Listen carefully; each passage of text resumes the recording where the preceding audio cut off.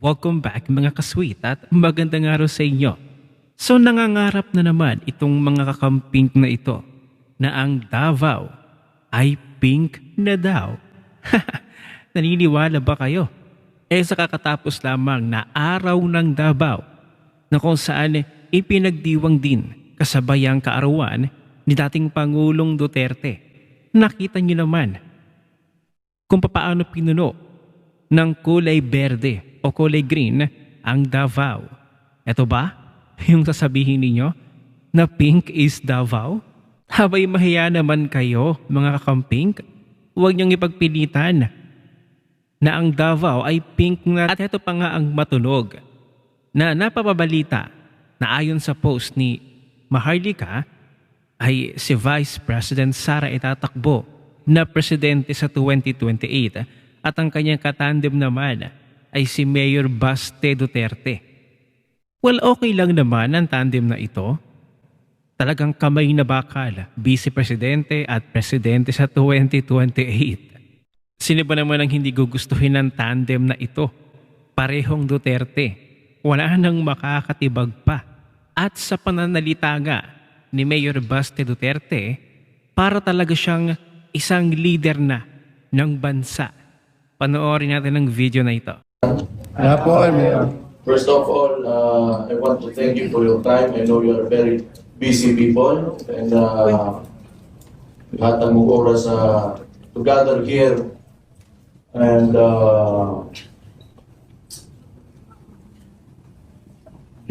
let's cooperate and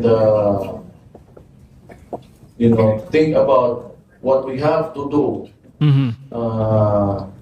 to reclaim this country and give it back to the people. Yes. Yun. Totoo.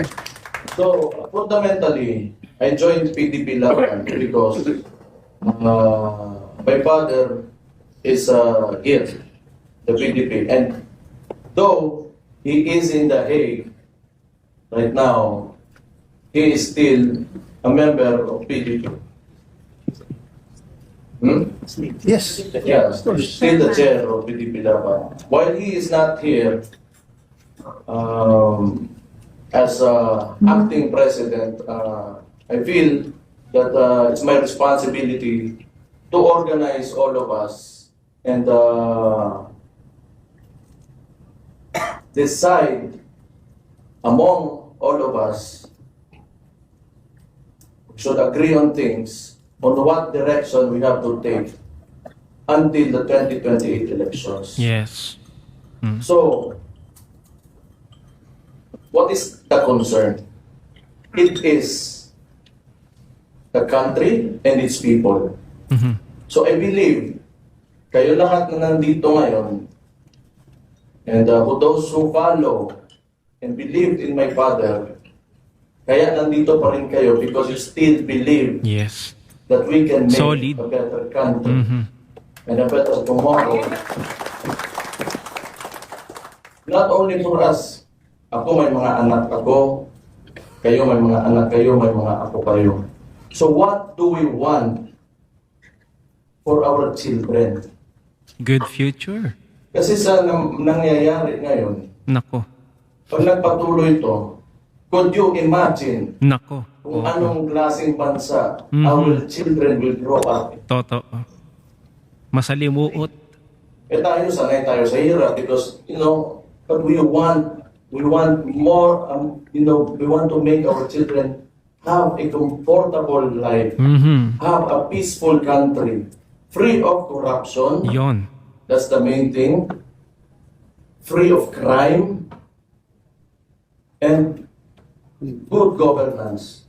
It doesn't have to be perfect. Yes. Wala naman talaga Yes, perfecto sa walang perfecto. dito. But policies in government, the direction of a government should benefit the majority of Yes. the people. Filipino. And what is happening now? Nako. Saan yung pera ng bansa natin? Sa bulsa ng mga nasa kapangyarihan. Even the president himself, BBM, last year, if I remember correctly, August, nagpalabas siya ng mga contractor puno Oo. that who were misusing the funds of the government. Eh ano nangyari ngayon? Pumutok sa mukha niya. And true enough, may issue talaga tayo sa pera. Totoo. Hindi na pupunta. We have ghost projects. We do not have infrastructure. And how can people, especially the ordinary Filipino, yung mga mahihirap, how can they move about and help themselves if the government does not properly use government funds Yes. to improve the lives of these people? Pahirap na eh. Totoo yung sinabi ni Mayor Baste, sana napunta yung pera ng taong bayan. Pondo, pero may nakikita ba tayong mga project, mga infrastructure na pinapagawa ng administrasyong ito? Yung iba nga pinahinto. Duterte admin pa yun na pahinto. The main thing na sinabi ni Mayor Baste ay korupsyon, matigil. Ano yung pinangako ni BBM? Na bago daw magpasko o bago matapos ang Pasko ay may mapapakulong siya at mapapanagot ng mga korap. Ay mayroon ba kahit isa? Meron kayo natatandaan na napakulong? Napanagot? Hindi ba't wala? Kitang-kita nyo naman sa speech ni Mayor Baste, talaga nandun yung passion niya kung paano niya magagampanan bilang isang leader. Hindi ba? Leader pa lamang ng kanyang nasasakupan doong sa Davao. Ganoon na yung kanyang pagpupursige na mga Davaoenyo mapaunlad na kanilang buhay. Gaya ng kanyang iniisip, ang sabi niya, kailangan na mahinto yung klase ng pamumuno ngayong administrasyon. Kung hindi man mahinto ngayong bago mag-2028, ay sa 2028, babawi. Sabi nga niya, kailangan ma-reclaim ang bansang ito para sa mga Pilipino. Matigil na yung pamumunong ganito. Dahil kung magpapatuloy ang ganitong pamumuno, saan na pupulutin ang buhay ng mga Pilipino, lalo na yung mga kabataan, ang kanilang mga future, ang kanilang hinaharap. Ano yun? Puro utang na lamang ang gobyernong ito. Pero wala naman tayong nakikitang mga proyekto. Tapos ano po yung sinasabi ni BBM na baka daw hindi maipagpatuloy ng susunod na Pangulo yung kanyang legasiya. Ano ba ang kanyang legasiya? Ang bumuo ng mga ghost projects? Ang mangutang sa World Bank? Na ang kanyang inutang, sino ang nagsasakripisyo? Sino ang nagbabayad? Ang mga Pilipino din. Kaya dapat matigil na ang pamumuno ng ganitong administrasyon.